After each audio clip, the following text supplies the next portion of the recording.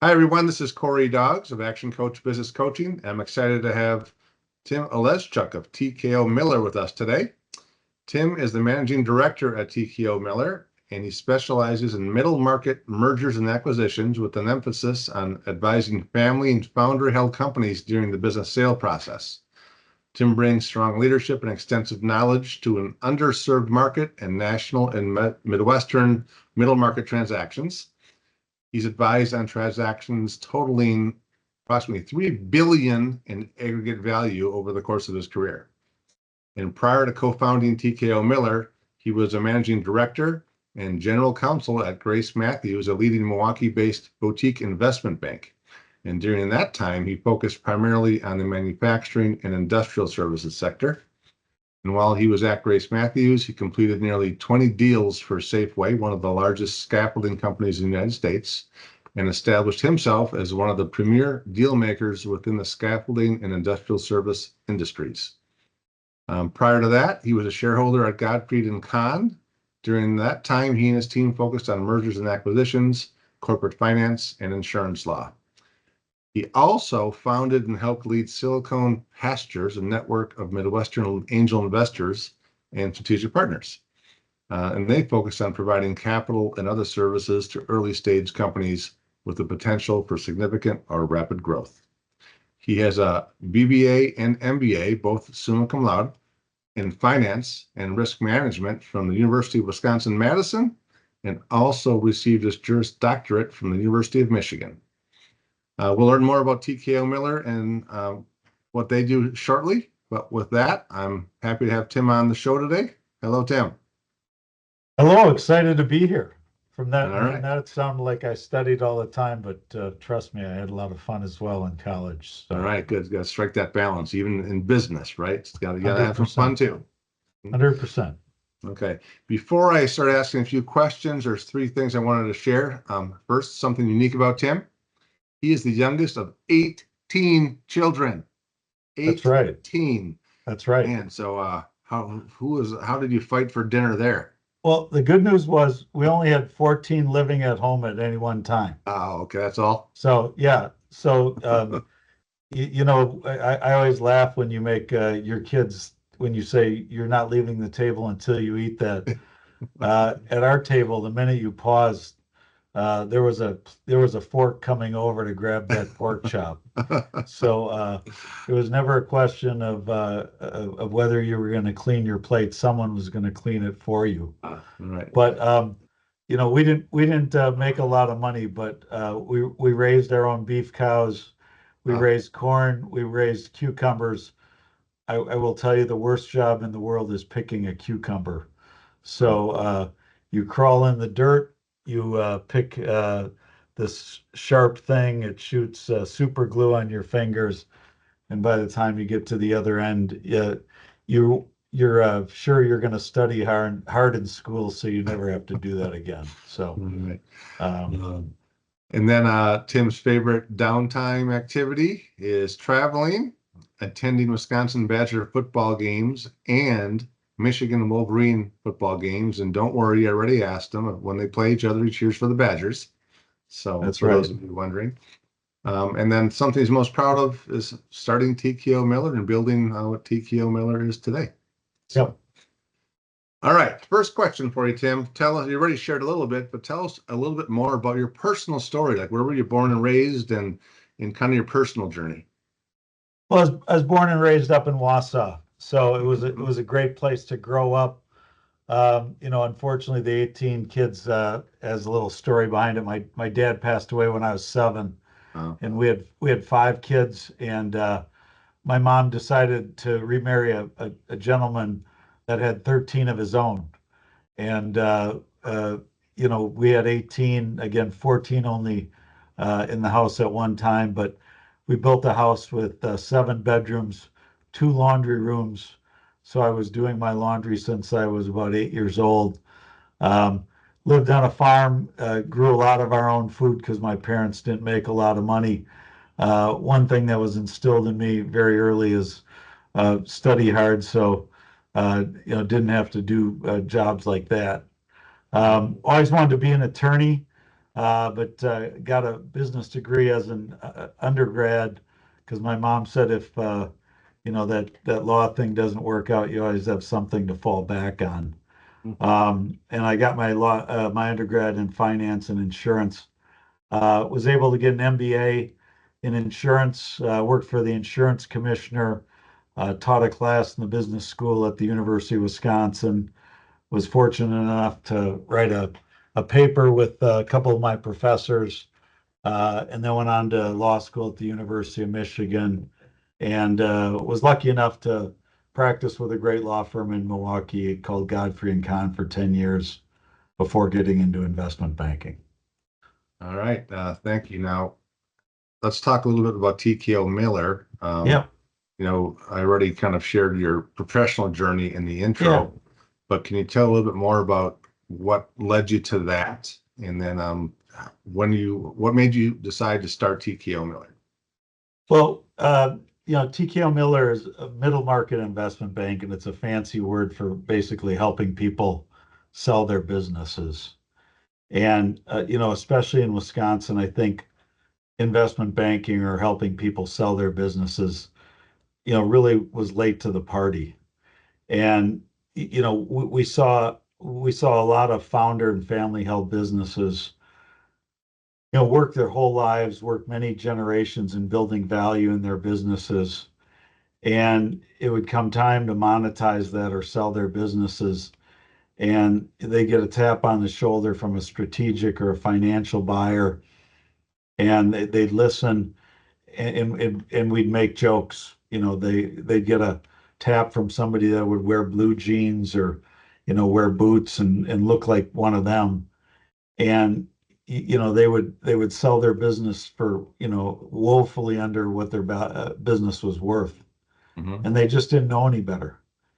And, the biggest thing to understand is when you sell your business, it's a zero-sum game. There's a winner and a loser. And so if your business is worth $30 million and you sell it for 20, there's a $10 million transfer immediately to that buyer. And that's not that buyer's money, that's that seller's money. And our job really, we saw it as to educate that seller and make sure that he was capturing those dollars.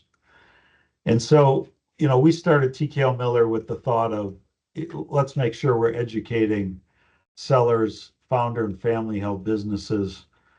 If they want to give away $10 million, great. Maybe they want to give it to their church or to their charity, but don't give it to someone who just showed up on your doorstep. And so we founded TKO Miller with the thought of education. We do a lot of speaking, we do a lot of articles, we write a lot of articles, but really the goal is make sure you're leveling the playing field when it comes time to selling your business. Someone that shows up to buy your business has probably bought 100.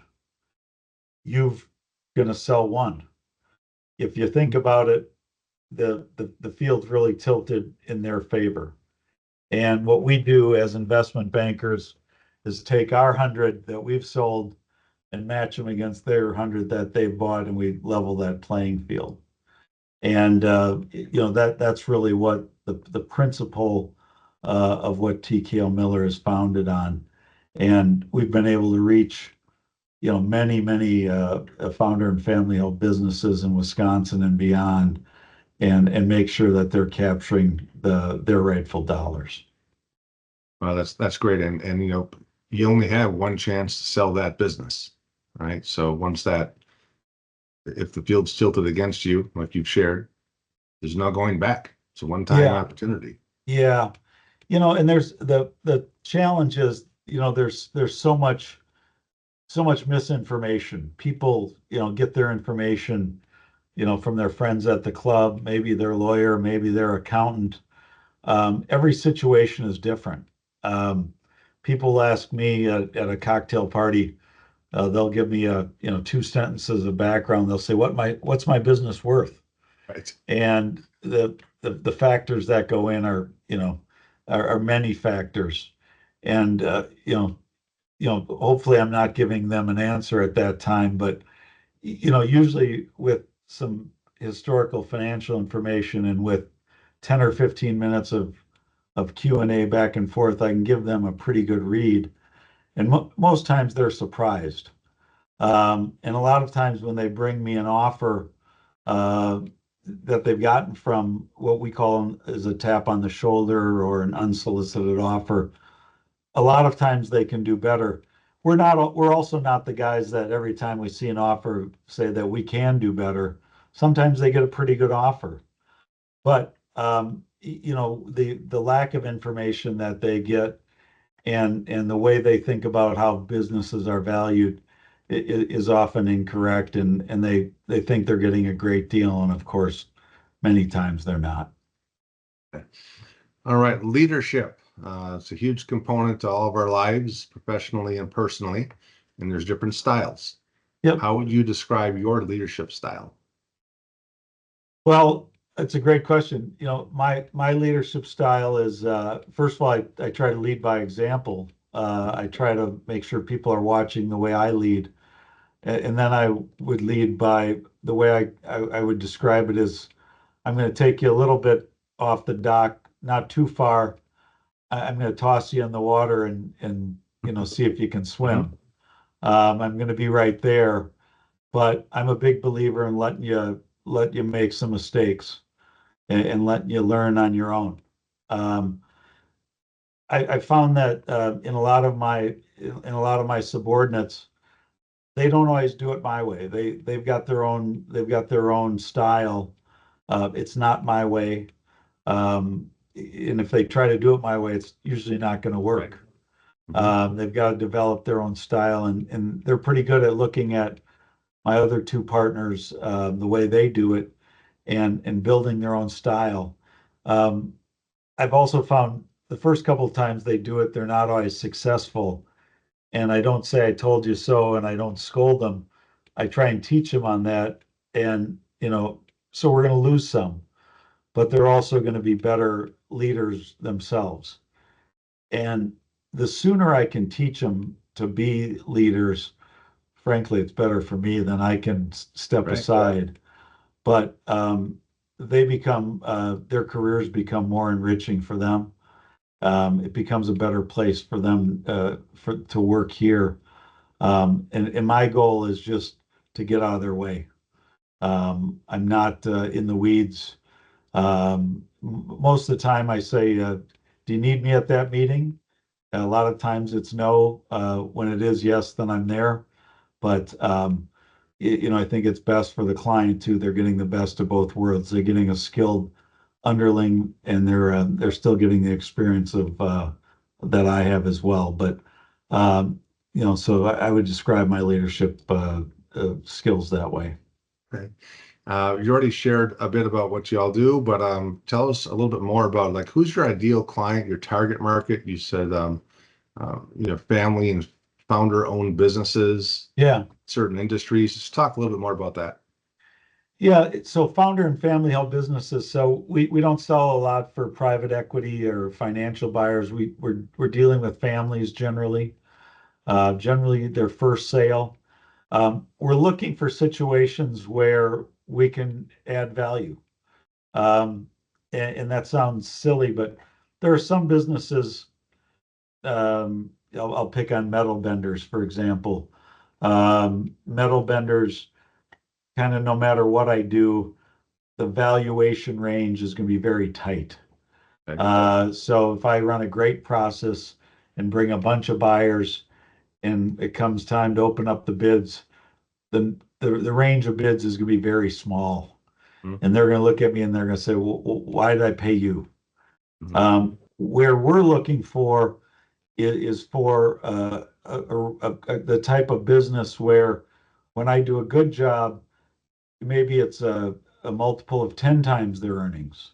Mhm. And if they take it to a lesser competitor that doesn't do a good job and maybe doesn't portray the company the right way, or doesn't go to the right set of buyers, or doesn't show them the right set of numbers, maybe it's 6 times.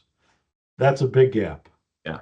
And in that case, they're going to say, I'm happily going to pay you your fee.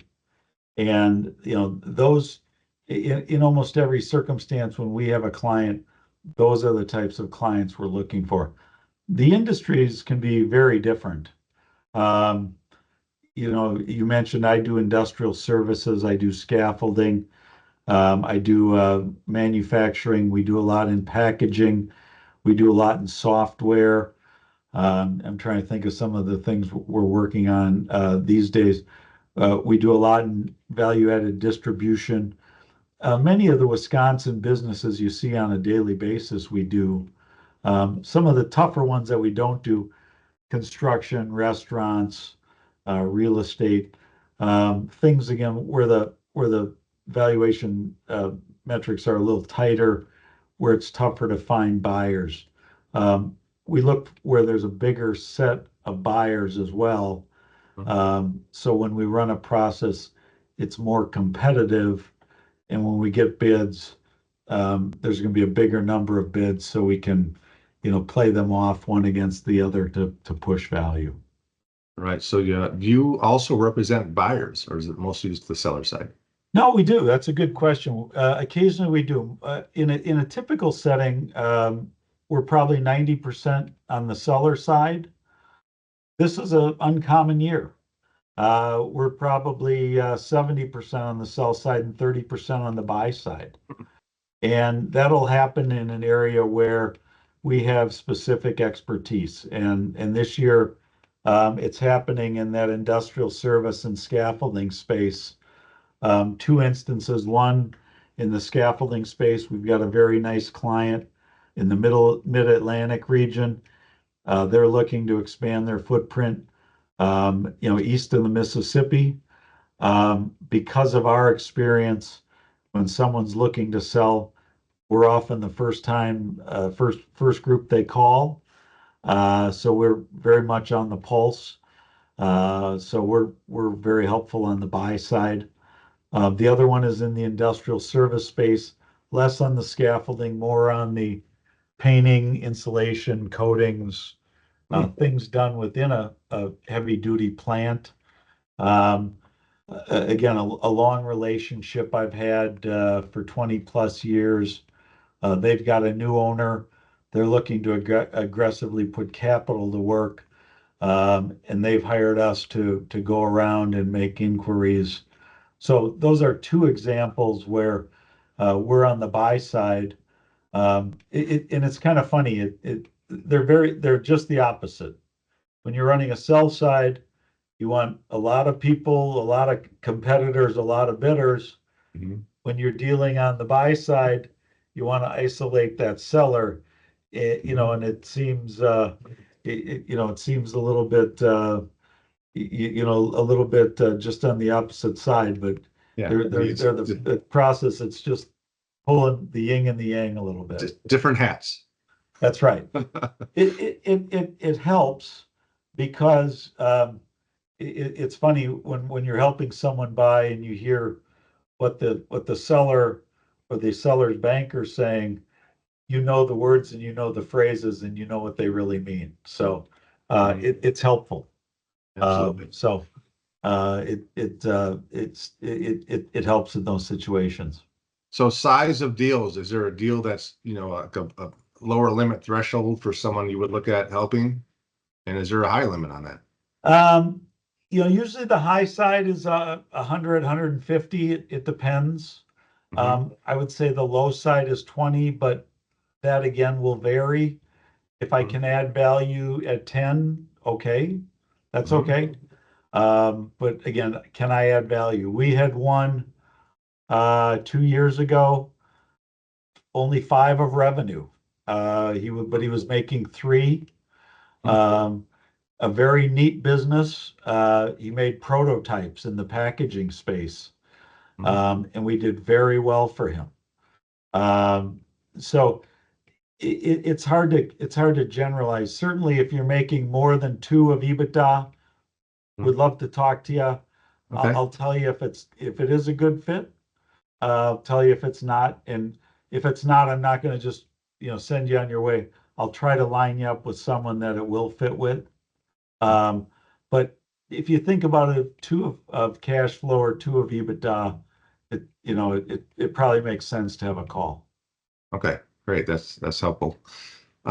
Looking back, we all like to look back, and it's important to look back.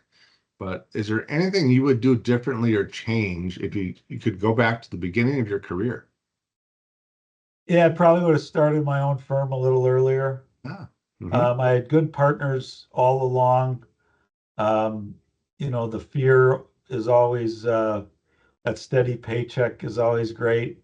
But I've been having a ball doing this and calling my own shots and building it my way. So that's been a lot of fun. okay. So Now you're founder of TKO Miller, yeah, right? yep. Um, a lot of people out there who have never owned or run a business have some myths and stereotypes on, oh, he or she's a business owner.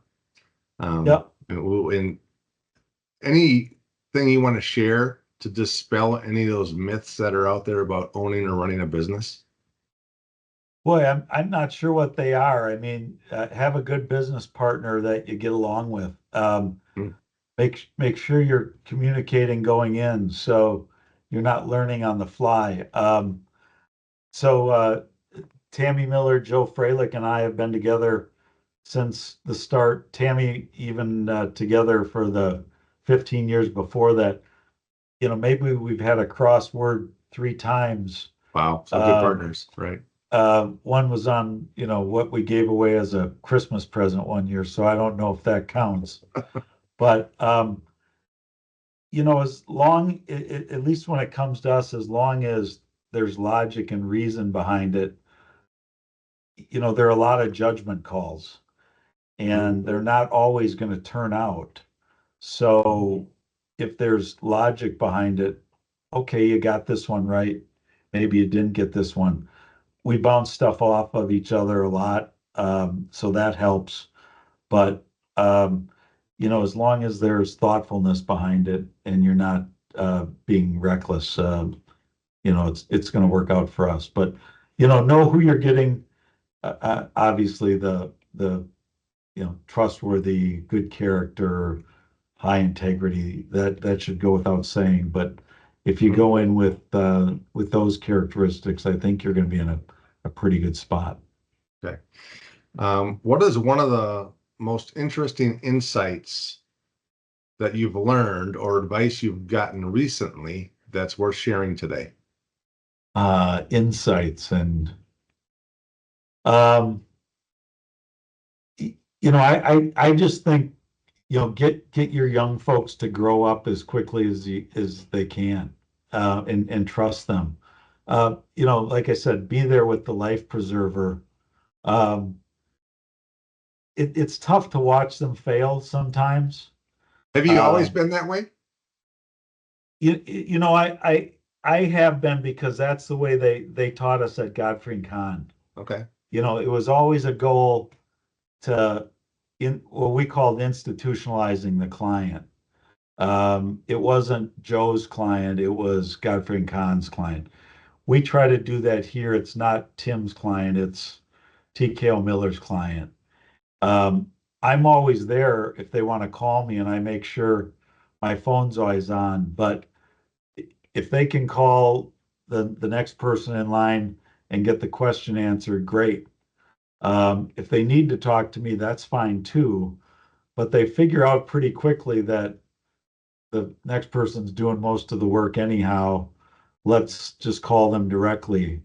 But that's always been one of our guiding principles is it's not it's not me as it's not my client.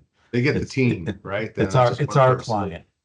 And I seldom I seldom just make I seldom call the ball myself. I'll walk next door and ask senior people, I'll ask junior people. Their input's important. They see things I don't see. So we don't have a lot of know-it-alls here. So I think that's something that I think we value a lot. Okay. Um, Anything new that you want to learn outside of work? Learn how to hit an iron better. I Yeah. seem to have forgotten how to do that. I'm going to work on that in the next 3 months. I'm heading down to Florida in a couple of weeks. I'm going to work on that. Um, what else do I got coming up working on? Yeah, I don't know what else I've got coming up specifically. So And I know one of the things you like to do in your downtime, besides watch some hopefully good football and golf, is travel. Where do you like to travel? wherever I can, we're going out to see the we're going out to see the Badgers play USC. We've got a really fun house where it's in Malibu. It's actually sitting over the Pacific Ocean. Oh, beautiful. So it's going to be very cool. We just got back from hiking in Bend, Oregon a couple weeks ago. So try to do whatever I can. Just always exploring and seeing different things. So we hiked the Italian Dolomites last summer, Wow. where the 26 Winter Olympics are going to be up in Cortina, a very cool area. I think you just have to collect experiences. So I'm always trying to do that. So some fun stuff coming up. All right. Thanks for sharing. Back to TKO Miller. Like, Yeah. what's the next big thing with growth? Or what's your, next 1 to 3 years? Where do you see things going with the market and TKO Miller?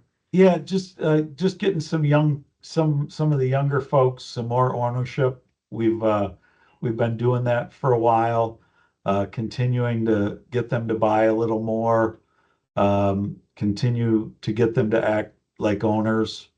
Um, I let them make this, I let them I let them do the reviews. I let them in on bonus decisions. I let them do as much as they can. Again, they always ask when they need help, but continuing to do that and get the next generation in here.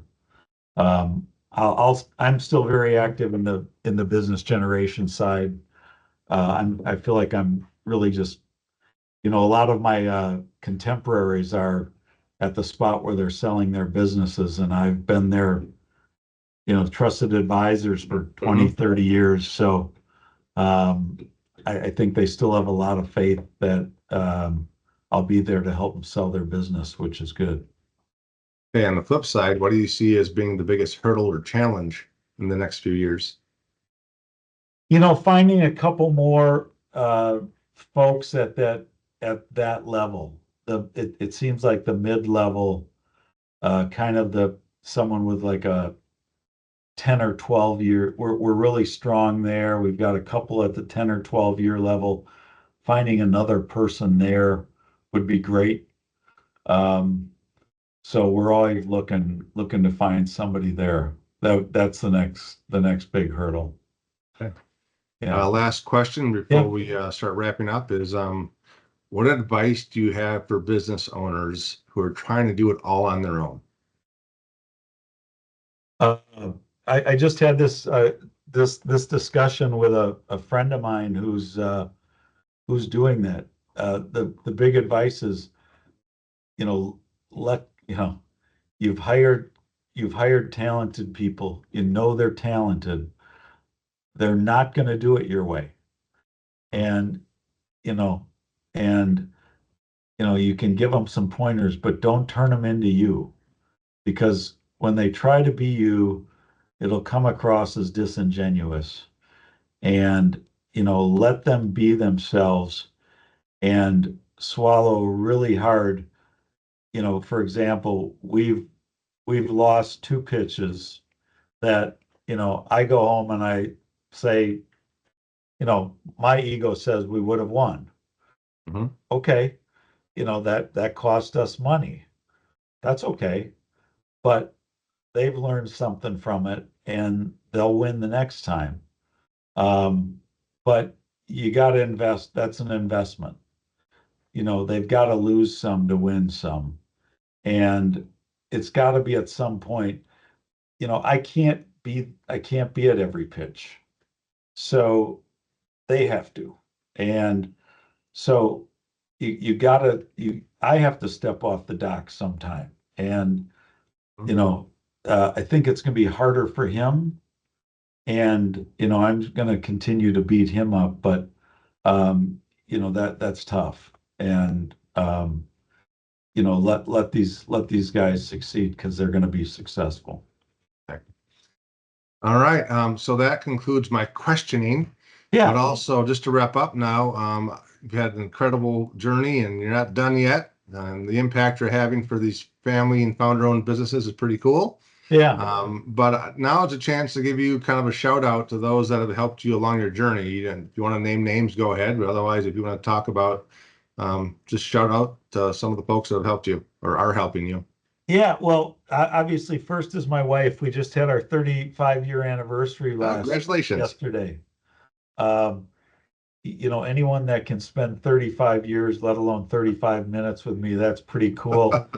My partner, Tammy Miller and Joe Freilich, they've been great, but everybody at this office they're all superstars. So, thank you to all of that. The one thing I'd tell anybody that's listening or anybody, I just see too much anxiety today. And looking back when I felt any kind of anxiety in school and you heard about some of my grades, it's going to be okay. Right. And people that, you sort of tend to die too many deaths. It's going to be okay. And just relax. And I tell guys around here every day, they come in and, this deal's, hey, every deal's like that. Just relax. And, they look back and they go, yeah, it was okay. And I say, the next time, you lose your mind, just, and even if we lose a deal, we're not going under, guys. Just relax. The sun will come up tomorrow. Not only that, it'll be bright and sunny. You're going to get a good bonus. Things are going to be fine. And, but, it's not worth it. But that's harder said than done. But, I try to share it with everybody. Just relax and enjoy, because you only get one shot here. Yeah, it's a great message. Thanks for sharing that. Yeah. Okay, so now just to wrap up, how can someone learn more about TKO Miller? At what point should they reach out to you if they're thinking of selling? Can you just kind of talk about how folks can reach out and how that would look? Yeah, I mean, you can always go to the website. The one thing I'd encourage you on is you don't have to be thinking about selling. We're real educational. If you see something, if you hear something, if you want to know what's your business worth, we don't charge for that stuff. We're not our sellers. Give us a call, drop me an email. I'm happy to talk. They don't make me do a lot. I'm happy to talk to you about your business. If it's too small, I'll get you pointed in the right direction. But, I'm not going to charge you a bill. If you want to know what it's worth, I'll give you a good idea. Feel free, my contact info is on our website. Call my cell, text me, I'll get back to you. But you're not bothering me. But don't wait till you sell. I think the biggest mistake people make is, I'm going to sell when I'm 62. Your business will not be big enough to dictate when you sell. The market might tell you when to sell. And if you think you're in the neighborhood, talk to somebody. And the person might say, not quite yet. Or he might say, yeah, let's go. I'm not going to, your deal's not going to make or break me. So I'm not going to tell you, you got to do it now. I'm going to tell you, here's some things you should do, but find someone you can trust in my space that will give you honest answers. So, don't wait till, the house is burning down to call somebody. have a little preparation.